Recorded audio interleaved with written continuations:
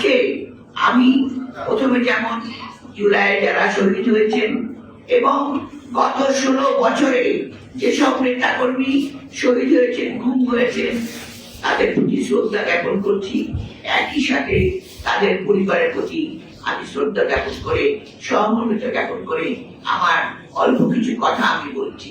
আমি বলছি এই কারণে অল্প কথা যে আমার পাশে যিনি আজকে প্রধান অতিথি রূপে আছেন ডক্টর নজরুল ইসলাম খান, তিনি অত্যন্ত সুবক্তা এবং তিনি অত্যন্ত সুন্দরভাবে আজকে আমাদের যে অঙ্গীকার, যে আমরা যে গণতান্ত্রিক অভিযাত্রার লক্ষ্যে যে দীর্ঘ সংগ্রাম করেছি, সেই সংগ্রামের অঙ্গীকার উনি সুন্দরভাবে আপনাদের মাঝে তুলে ধরবেন আমি জানি।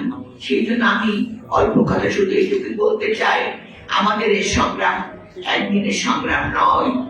আমরা দীর্ঘ 15 বছর লড়াই করেছি একটা দুঃশাসন, একটা ডাইনি, একটা পতিত সরকারের বিরুদ্ধে, যেটা অবশেষে জুলাই মাসে এসে ছাত্র জনতা, সমস্ত জনতার ক্ষোভ, যারা সেদিন নেমে এসেছিল, শ্রমিক জনতা, ছাত্র, অভিভাবক, নারী, পুরুষ সকলে মিলে সেদিন সেই আন্দোলনটাকে সফল করে তুলেছিল।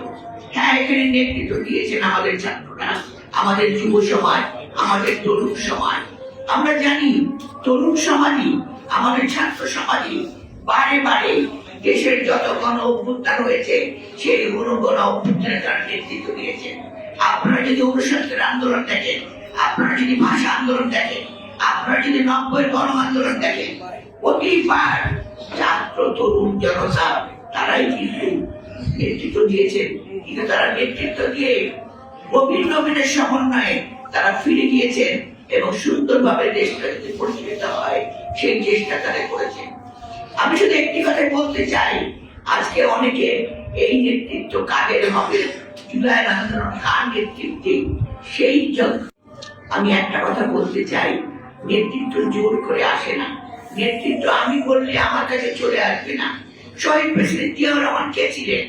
একজন অখ্যাত মেজর ছিলেন। তিনি আজকে সারা বিশ্বের নেতা। সারা বিশ্ব আজকে শহীদ প্রেসিডেন্ট জিয়াউর রহমানের নাম জানে। কেন জানে? তার কর্মফল। তিনি জাতিকে ঐক্যবদ্ধ করে ঠিক সঠিক সময়ে মুক্তিযুদ্ধের ঘোষণা দিয়ে, বিদ্রোহ ঘোষণা করে তিনি মুক্তিযুদ্ধ করেছিলেন এবং সমস্ত জাতিকে নিয়ে যুদ্ধ করে বেড়াকে ফিরে গিয়েছিলেন।